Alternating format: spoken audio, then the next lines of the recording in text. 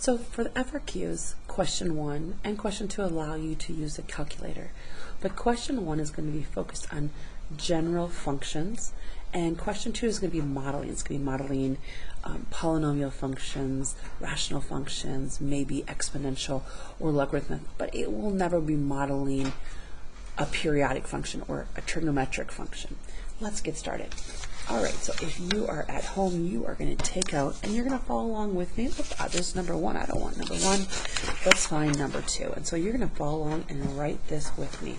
Let's look at this question. All right, a Chinese bamboo tree exhibits unique growth pattern. Once a seed has been planted, the Chinese bamboo tree does not break through the ground for several years. However, once it breaks through the ground, the Chinese bamboo tree grows exponentially. In one particular experiment, a group of biologists recorded the height of a bamboo tree once it broke the ground, and we had after 1 week the bamboo tree was 3 feet, and after 5 weeks it was 89 feet. The height of the bamboo tree can be modeled by the following function, where h of t represents the tree in feet, t weeks after it first breaks ground. Let's get started. Okay, so we are looking right now at the first one. Use the given data to write 2 equations. Okay, I'm going to underline this. This is a reminder for myself. You should do the same. That can be used to find the values of a and b to express the function. All right, so myself, I'm going to write down what I know. So I'm going to start by making this table. This is time, and this is time in weeks, just so I can see this. And this is the height of the bamboo tree in feet. And what information do I know? I know this information. But we want to put it in a function form. It's very important we use the correct format. And so I know that 1 week is 3 and 5 weeks is 89. Now it asks specifically for a formula that can be used to eventually find a and b. So my formula needs to include this information. So I'm setting everything up to now insert 1 and 3 and 5, 1 and 3 and 5 and 89.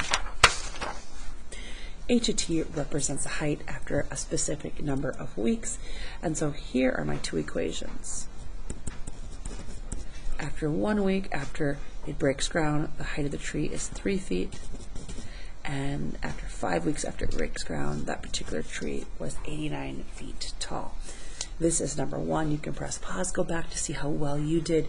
Did you correctly set up the equations? This is the most important piece. So this allows the reader to see my mind, right? Kind of read my mind and how I'm creating this. But this is the most important aspect you need to have. This is essential for you to get the point. Let's look at number 2. Okay, now we need to solve for a and b. It doesn't say how we have to solve, and we know we can use the calculator. Again, I want to run through the steps of how I'm going to solve for a and b and let the AP reader know what steps I'm using. So I'm going to start by letting them know that I'm going to use an exponential regression model. So I'm going to use the calculator. Now, how do I know it's exponential? Well, they already told me, right? It can already be modeled by this form, which is exponential. Okay, so I'm going to let them know the step-by-steps that I'm using, and maybe I'm going overboard here, but it allows the reader to see. Let's start by resetting our calculator. Now, after I've reset the calculator, the first thing I'm going to do is I'm going to hit stat, and then I'm going to input data. So I'm going to hit stat, and then I'm going to input values. All right, so my input value is 1. The corresponding output value, go across, is 3. My input value, 5 weeks. My output value, 89 feet. Okay, I've done that. Then I'm going to go and I'm going to calculate an exponential regression model. So I'm going to calculate an exponential regression model. And I'm going to press enter all the way through. And we want to make sure that we're specifically answering the questions. Find the values of A or B, but it doesn't tell you how you have to find them. As you recall from being in class today, we want to round to the nearest thousand. So this is approximately 1.285. B is approximately 2.334. All right, let's go on to part B of question. All right, so I flipped my paper over. We are practicing how we're going to use this blue book for responses. All right, use the given data in this problem to find the average rate of change of the height of the tree in feet per second between 1 to 5 weeks. Express your answer as a decimal. Show your computation. So here, see how it says show. Up above, we didn't have to show, but down below, we do want to show. So really quick, this is our format for how we're going to come up with the rate of change. Now, this as we go into upper level math, that's what we're looking at. A lot of us, by the way, just as a side note, I'm going to put this off to the side, we think of it like this, and that's totally okay. That's totally okay. So I'm going to go ahead and I'm going to write down what I know in function form. Okay, that gives me an ordered pair of 1, 3 and an ordered pair of 5, 89. So here we go. This is like my y sub 2. My y sub 2 I'm going to call 89. So 89 subtract 3 over 5 subtract 1. I'm showing my computations. Now I can grab a calculator.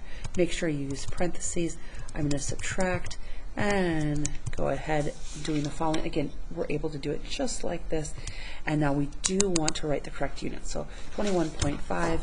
21.5, I go back to the work here, and we can see the average rate of change will be feet per week. It's important for me to write that down. Feet per week. Remember, we're not going to circle. It's so easy for me to want to circle. If we circle, I learned in the APSI training, they are only going to then grade what you circle, which would eliminate, in this case, if I just circled this, it would eliminate my showing computations, and this says we must show computations that lead to your answer. Okay, let's go on to part 2 of B. Interpret the meaning of this. So what does this mean within the context of the problem? So on average, that's important, average rate of change. On average, between 1 to 5 weeks, the bamboo tree grew 21.5 feet per week. All right, let me move up. We're going to go on to part 3. All right, so I'm going to kind of detour before I give you the answer to part 3 of 2B. And it says consider the average rate of change past 5. So again, we know we can figure out the average rate of change from 1 to 5, but what about the average rate of change after 5? And if we compare it from 1 to 5 or after 5, what do we come up with? So I just want to take a second and I want to detour just to see if this can help you have a better idea, because we can apply this. Okay, you ready? Here we go.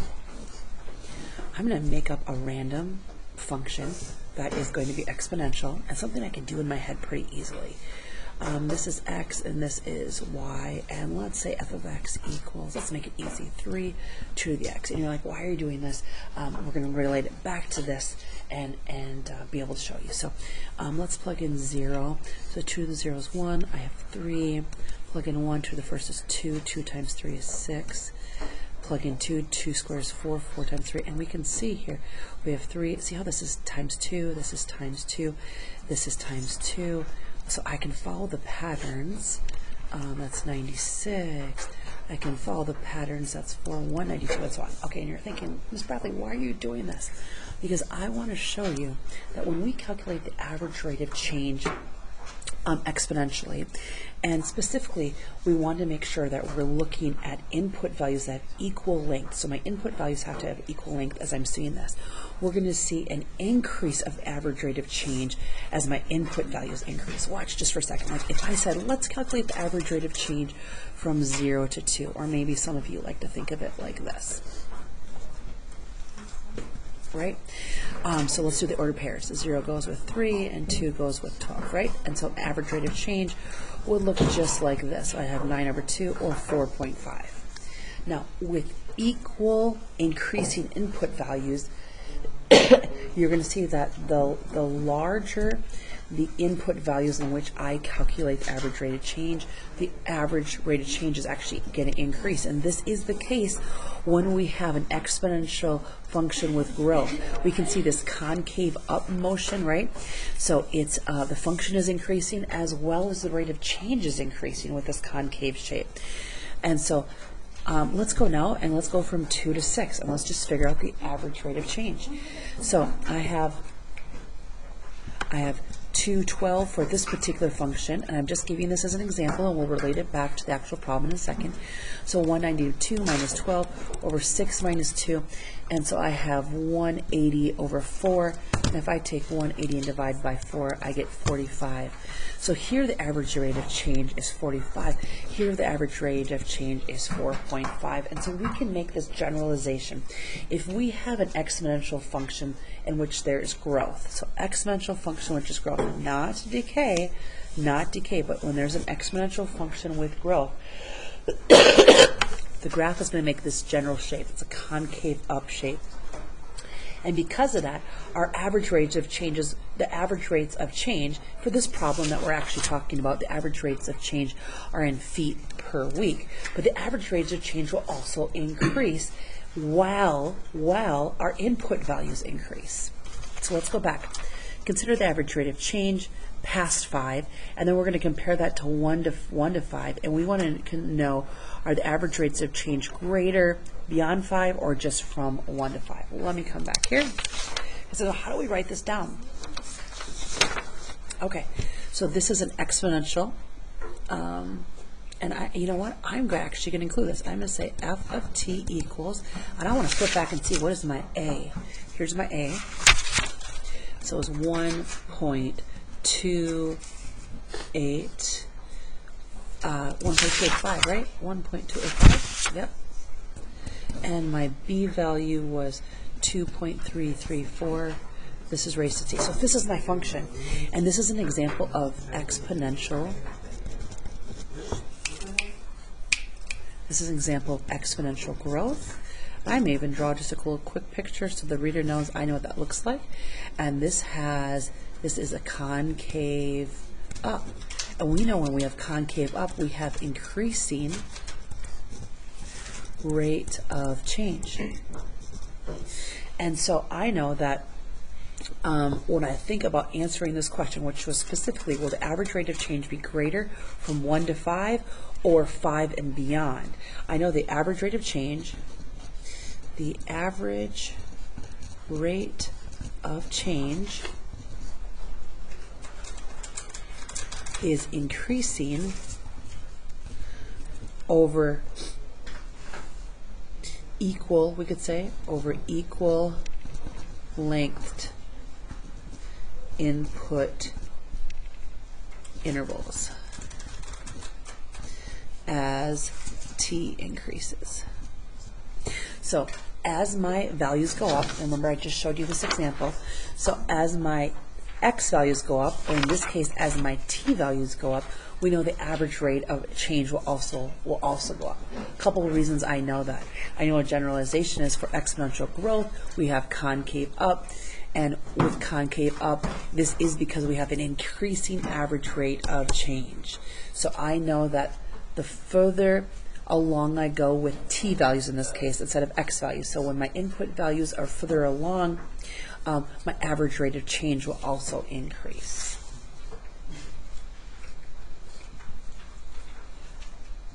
So if that still is confusing to you, and if I made this out here, if I figure out the average rate of change and I had more values, if I figured it out from 0 to 2, this average change is going to be much less than if I figured it from like 3 to 7.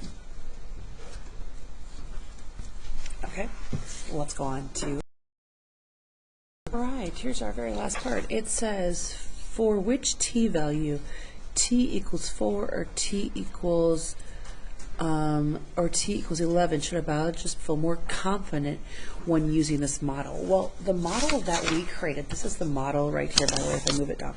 This model that we created, this is what I would put down here. This model that we created was only based on 2 data points. This model is only based on data points of 1 week after the plant broke ground and 5 weeks after the plant broke ground. And so without having data points that are closer to 11 weeks, the accuracy of the model will not be as great. So for that reason, we could say that biologists would feel more confident using this model for 4 weeks, and we really don't have enough information to be able to extend beyond the 5-week mark to make reasonable predictions that could be more accurate. It's important you take that information and make sure that you're able to convey it in Part C of question 2.